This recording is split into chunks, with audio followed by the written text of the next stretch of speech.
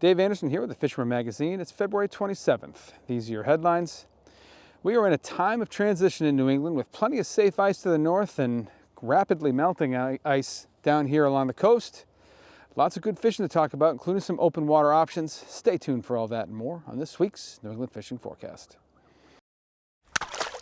The ultimate fishing authority in the Northeast, the Fisherman magazine. No guessing, just catching. New Explore Series fish finders keep you locked on fish with unbeatable clarity, best-in-class imaging options, and a stunning ultra-bright HD screen. There's more to explore, only with Humminbird. Before we begin, we've got a few news items for you guys. The first one has to do with that sector separation stuff we were talking about last week. Now, if you don't remember what that is, the ASMFC is holding a series of meetings basically asking for public input on whether or not they should sort of divide the allotment of different species of saltwater fish. You got fluke, you got scup, sea bass, and bluefish. They're asking for public input on whether or not they should cut that again so that the for hire fleet and the ordinary recreational angler like you and I have different regulations and a different slice, or two different slices of the quota. Here at the Fisherman, we are strongly urging everyone to vote against that. Basically because, we already have this quota that's been sort of sliced out of the greater piece. And if we cut that again, it's just going to make things harder for everybody. The for-hire fleet and us are going to be fishing on different sets of regulations, probably going to see shorter seasons, probably going to see smaller bag limits, larger minimum sizes. It's already hard enough to get a limit of fluke. It's already hard enough to find a keeper sea bass at this point. So we're strongly urging that everybody vote against that. The first meeting is tonight. That's the Rhode Island meeting. You can attend virtually. I'll put the link down in the description so you can check that out. Or you can go in person. It's going to be on the Bay campus at URI over there in North Kingstown. And so you can do that. And then the other one is on March 5th. That is sort of a joint meeting. It's New Hampshire, Maine, and Massachusetts. And I'll give you a link for that one as well so you can attend virtually. The other way you can have your opinions heard is to send in a written comment. Most of those are going to be done via email. I'll put a link for that as well. And those need to be in by March 20th. So, follow along here and have your voice heard, because this is important stuff. Next thing, of course, is the giveaway, which is ongoing. Still seeing mostly ice fishing photos right now, but I think with this beautiful weather we're having, we're going to start to see a little diversification there. And not a ton of photos in. I haven't seen anything yet that is like, oh, that's a contender. So, the sky's the limit right now. We're going to give away a surf howdy, one of the ones I made for the article in the February edition, and that showed how to build a surf howdy. And also going to give away a Dexter fillet knife. So it's a pretty good prize pack. This one's going to wrap up on the last Wednesday in May. I think that was May 28th, but you might want to check your calendar just to be sure. And as we've said several times here, this encompasses one of my favorite stretches of season, where we go from ice out to pre-spawn largemouth to striped bass and fluke and all that stuff. And by the time we're giving away this prize, I'm going to be standing out here in a t-shirt, and it's just going to be a beautiful thing. Moving over to the reports now, up in the North Country, Maine, New Hampshire, Vermont, we're seeing some really great ice fishing up there, and ice thicknesses as much as 16 inches. So there's going to be quite a long time left for ice fishing up there. I got this great photo of a 30-pound musky taken out of Lake Champlain. Seen some really great photos of trout and salmon coming out of various lakes up in Maine. And every report I hear from up there, whether it's pickerel, largemouth, smallmouth, or some of the other species already mentioned, the bite has been good, and the participation just seems to be through the roof. So ice fishing is going strong up in the North Country. Crossing over the border now into Massachusetts, let's check in with Kevin Hoang from Surfland Bait and Tackle. What's up, guys? Kevin from Surfland Bait and Tackle checking in with the weekly report. Well, February's coming to an end, and then with these warm days coming that we have, like right now where it's absolutely gorgeous, the ice is slowly melting, so the hard water guys are still at it, trying to get as much as they can in. while the ice is still there, and they're still catching big slab crappie, big yellow perch. There's been some nice largemouth caught. I've seen a 25-inch largemouth. You're looking at 7-pound, 8-pound largemouth caught through the ice on a trap. That's a tank. That's like a slop, like 25 inches. That's a fat fish too, you know. So that's a pretty big fish. But I'm not gonna lie with you. My favorite time to fish, ice out. Once ice out starts, which is coming usually in March, with all this warm spells and everything, everything's gonna melt. Trout stocking start, largemouth, smallmouth, they get into pre-spawn. I mean, even pike. If you know, like going into next month, it's like a pretty much going into like a pike pre-spawn. They usually pre-spawn before bass and everything, so you can get onto some monster females. Like, you'd be surprised some of the pike that you'll see just sitting there, getting ready to head into spawn, and everything is coming. And then right after that, we got flounder, head south, get some tautog, and then we have striped bass. And I'm getting all antsy. I'm like shaking, getting ready, getting all my plugs ready for the striper season to come. Well, I'll see you guys next week.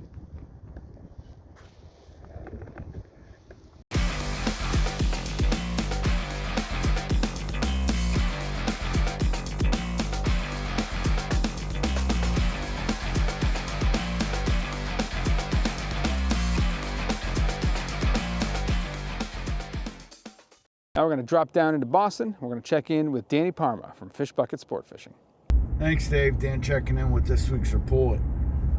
Over the weekend, we had a chance to get out on the hard water. We shot over to White's Pond and did a little fishing.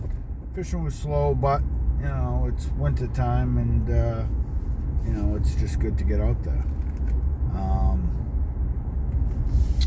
Seems like it's warming up a little bit. The last couple of days have been in the 40s and close to the 50s, so hopefully the water warms up too, and we'll be out there on the ocean soon. This weekend we got the Castafari event. It's a bunch of seminars geared towards the offshore fishing, tuna fishing, canyon fishing. It's a good event, and I'm looking forward to it. And then the week after is Rissa. Rissa's always a good show, and we look forward to it every year. That's what I got for you guys. Stay safe, stay warm. I'll catch you on the next one. Heading into central Massachusetts, this is the area where things are probably going to sort of rapidly become less consistent, let's say. And I'm talking ice thickness, ice safety. Right now, probably most of the ponds that were safe are still safe. You know, last week we were talking about at least a foot of ice on most of these places, and you know, even this stretch of warm days is not going to do away with that. What is going to happen is we're going to start to see the edges starting to break down, and that means you know, you have to pay more attention to what you're walking on, and what you might be getting yourself into.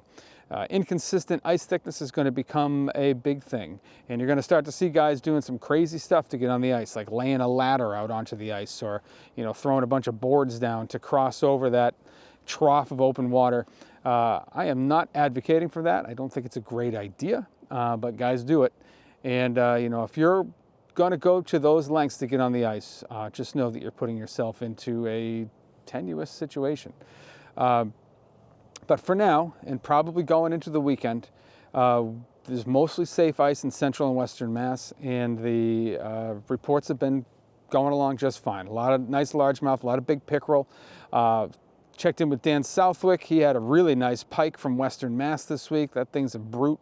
And I checked in with Roy Leva. He said he didn't get out this week, so he didn't have a video for us, but he did say, sort of echoed what I'm saying here. He said there's still plenty of ice. The edges are getting, suspect. And, with some warm rain on the way and lots more warm weather to come, we're really going to need to be careful as we walk on and off until this stuff sort of disappears. Now we're going to make the long jump down to the Plymouth area. And here again, we have some, you know, I don't know, it's sort of a mix. On the northern side, it seems like there's still some safe ice, you know, and we're talking, you know, 6, even 4 inches. So you've got to be very careful. And, you know, when the ice starts to deteriorate, 4 inches is much different than 4 inches of hard black ice in January. So you're going to want to proceed with extreme caution. The good news is we're starting to see more water opening up. We're starting to see places on along the Buzzards Bay coastline opening up now. So you actually can, you know, go out there in a boat or stand along the shore and cast for trout or largemouth or pickerel or whatever. Same thing on the Cape. A lot of the bigger ponds are completely open now. Guys are, you know, going back in with the boats, chasing some smallmouth, chasing some trout. And the preliminary reports have been hard to come by, but guys are doing it and guys are catching fish. I think the safe ice on the Cape is over with for now, and I don't think we're going to see it again until next winter at the earliest. So we're kind of bidding farewell to this bumper, amazing, I don't even know what to call it, just this almost an anomaly of great ice fishing on the Cape this year. And I have heard no saltwater reports out of Massachusetts, so that's what I have for you guys in the Commonwealth this week. Moving over into Rhode Island, I have one thing I want to say before we get into the reports, and that is that Rhode Island freshwater fishing license expire as of February 28th. It's the only state probably in the world that, or in the country, that wraps up its last year's fishing licenses on February 28th, but that's what they do in Rhode Island. So if you have a Rhode Island license, you need to renew it. In addition to that, all trout-stocked waters will close as of March 1st, so you cannot fish in any body of water that's stocked with trout in Rhode Island until the second Saturday in April, or you risk getting a ticket, and you don't want to mess with that. So I just want to make sure I said those things, and now let's check in with TJ Kopecki. Thanks, Steve. Hey guys, nice to get a little taste of spring this week. Not good for the guys ice fishing. A lot of open water here in the East Bay, over down a little bit of South Coast Massachusetts. We did have some good ice fishing the previous weekend after last week's report. And most of the ponds around here were loaded with guys, and they were doing well on crappie, all your panfish stuff, a couple of bass, and you know, there were some trout coming through Melville. And of course, you know, John Migliore, as always, did his part there, catching some nice trout. The big thing coming up this week is, well, the next week is going to be the Rissa Show, and I'm going to be in booth 1328 with Todd Trails and the Hook Gear staff. Stop in and say hi, but we still have another week to talk about that. You know, with this warm weather here, and it always makes you think, I think back to a couple of years, and I look at a couple of reports from like the last week in February, first week in March, and you know, a few years back when we had a warm winter, we were talking about herring scouts already coming into play, and I haven't heard anything yet about herring in any of the runs anywhere, but I know it's coming soon, and you know, hopefully this weather sticks around like this. It is warm. It's going to be warm right through next Monday. It looks like it get a little cooler, but I don't think it's going to make the ice any better. There is a lot of open water. I was up in Acushnet the other day, and the New Bedford Reservoir was completely open. There was lots of guys fishing on Lake Street. Lots of guys catching on Lake Street. Catching on shiners, catching perch.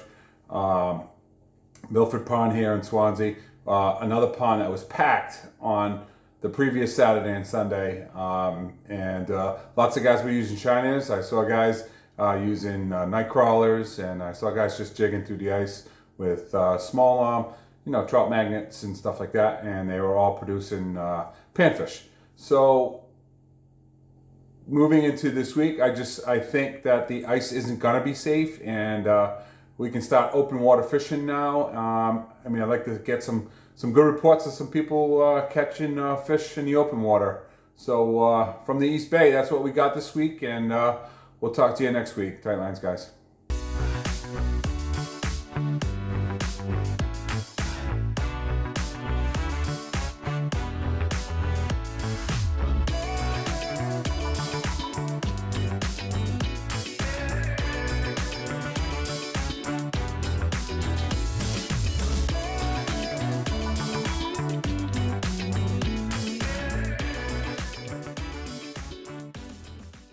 Now, just like we were talking about in Massachusetts, we are in that same transition.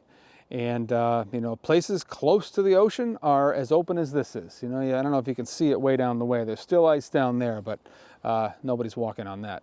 And I would say, you know, by the end of tomorrow, that ice will all be gone. And that's what's happening all along the coastline right now. We're seeing these ponds open right up, and the ice is disappearing at an alarming rate. So open water fishing is now an option, you know, within 4 or 5 miles of the coast especially. I know Jeff Sullivan got out and did some open water fishing this week, got himself a nice golden trout. And while we're talking about him, let's check in with Jeff. Here he is. What's up, Dave? What's going on, everybody? Checking back in this week. It's been very productive the last couple of days. A lot of places I was fishing through the ice are now completely wide open. So those fish have got a nice shot of oxygen with the ice coming off. They're not as lazy. They're being more productive. They're eating more. They're reacting to more baits.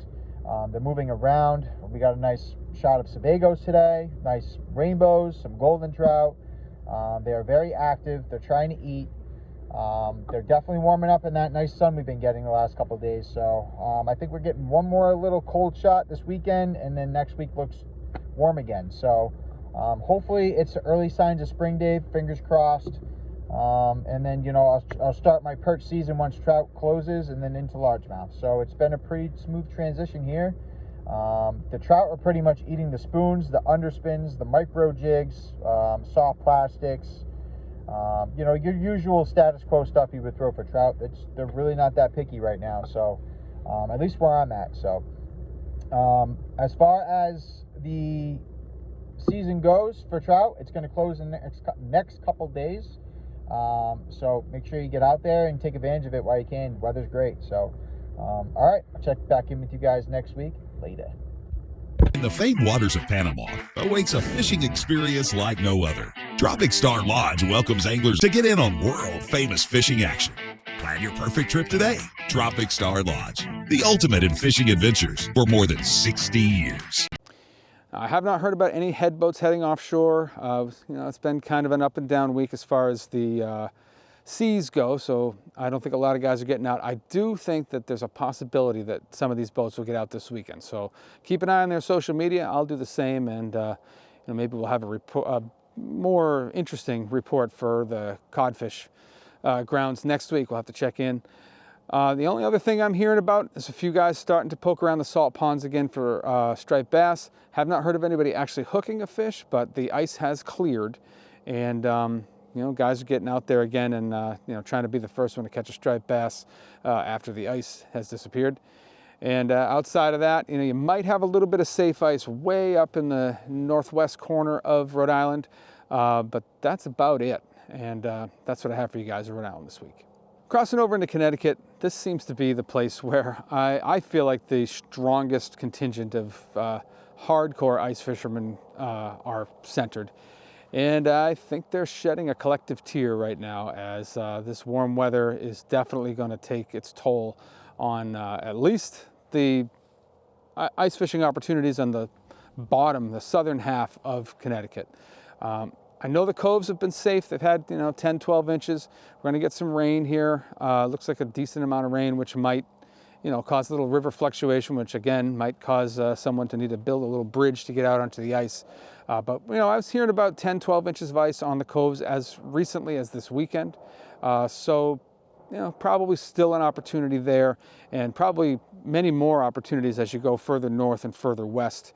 I know the pike bite has been good and has continued to hold up on places like Bantam and Chatfield and places like that. So you're going to want to keep an eye on those. And, you know, I bet you the walleye guys are done. I wouldn't be walking on the ice at night right now. So I think that fishery's probably kicked.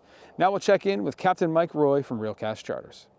Hey everybody, just got a new package of lures in from Nichols, and these are the 8 and 9 inch flutter spoons. I like this pattern a lot. This is the Undead, and this bunker prism color, and this shattered glass chrome. Some of my favorite colors here.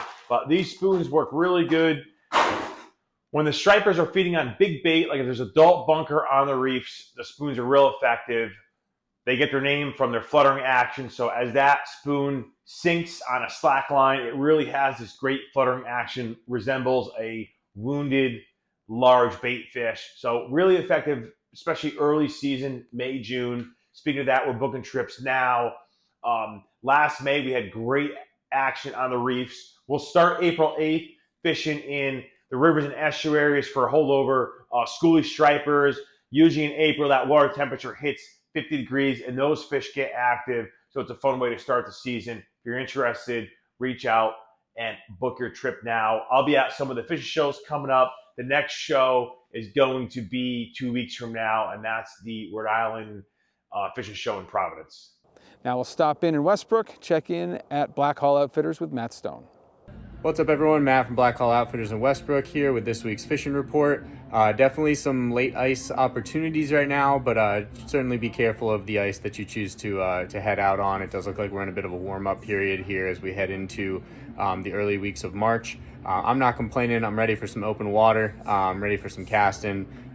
Just ready for all those fish to come on back and kick off the spring here. Otherwise, you've got definitely, those trout are always still an option. I think the state's done with our local stocking here in Connecticut, so you can read up on that or just hit your normal trout streams. They're very likely to be there. And that's going to be it until we get some open water and start kicking off 2025. Now we'll head up to the Farmington. We'll check in with Derek Kirkpatrick from Connecticut Fish Guides. Hi, Dave. Coming to you from the Farmington River today. Finally getting that defrost that we talked about last week. Flow hasn't come up substantially yet, but it sure feels good. The winds have died off quite a bit. We're starting to see a lot more bugs. So your capnia stones that we talked about, we're seeing those fairly well, and those are in the 18, 16 range. Occasionally might see some smaller stones, 20. Outside of that, just a few midges here or there. Nothing really heavy with that. But what you're going to want to pay attention to is snow melt, ice melt, feeder streams, stuff like that. Because although the air temp is warm and it feels great, it's actually going in the other direction with the fish at times. So you'll get a sun spike, but then if you get a lot of snow melt, it gets quite cold, and that can shut down the fish with that negative spike. So you're going to want to pay attention to that. Your days that are closer to freezing temperatures, maybe just above freezing, it's going to be better. And you're also going to want to be careful because a lot of this shelf ice is breaking off. So if you're in the river, have an idea, kind of often check upstream. You can have some quite large shelves coming down the river this time of year. So if you're getting out, be careful, don't take any chances waiting. If you fall in, it's super cold. Today I'm getting out here with my girls, so everyone that's getting out, good luck, and spring's almost here. Heading west from there, the great thing that I always want to remind you guys about as we cross over into March is that we no longer have a completely closed season for trout in Connecticut. Back in the COVID years, Connecticut opened up the fishing, just left it open, and now we have a catch and release fishery that goes from the beginning of March all the way to the second Saturday in April, so you can go out, fish for these stocked fish, and just catch and release as much as you want. There are a few exceptions. You can check the Deep website. There are a few places where you can keep trout through that area, so if you're looking to harvest, check out the website and you'll find those spots. But the state is already out doing some stocking, as they have been even when the ice was on.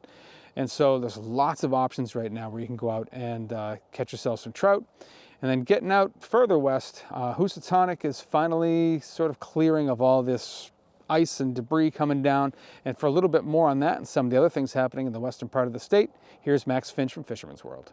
Hey everyone, Max here from Fisherman's World with another local fishing report. This past week we heard an uptick in the herring fishing locally, Norwalk Harbor, Stanford, and then some out of Black Rock. This time last year, the end of February, early March, they really flooded in and guys really cashed in on a good bite. So now is the time, you've got some nicer weather to get out and hit the salt for some herring. You can always use small cast masters. A lot of guys like using small Phoebes or a small diamond jig on the end of the sabiki. It's a good time to stock up on bait for the spring bass. Other people like to use them for pike up on Bantam Lake on the ice. Ice fishing is still pretty steady. We've seen a lot of bass, some pike out of Bantam, and then our local ponds and stuff are fishing well for panfish and largemouth bass. Other than that, the Housatonic still got some ice coming down. The guys that are braving it, they are finding some fish, but you gotta, fight through the chunks of ice coming down. I would say from the Sportplex down is a little easier to fish right now. The upper river, you still got a lot of chunks coming down. Thanks and good luck. And that's what I have for you guys in the reports this week. Hopefully it's going to inspire you to get out there. I mean, beautiful weather, receding ice. I mean, if you're an open water guy and you're not an ice fisherman, you got to be feeling good right now. I know I am. So, get out there, take some photos, send them in to me. You might win something cool, and you'll definitely get yourself in the report and probably in the magazine as well. If you're not a subscriber to the magazine, I highly recommend you head over to our website. That's thefisherman.com. You get a full taste of what we offer. We cover all the fishing from Delaware to Maine and every angling discipline you can think of, whether it's fly, surf, offshore, inshore, it's all covered.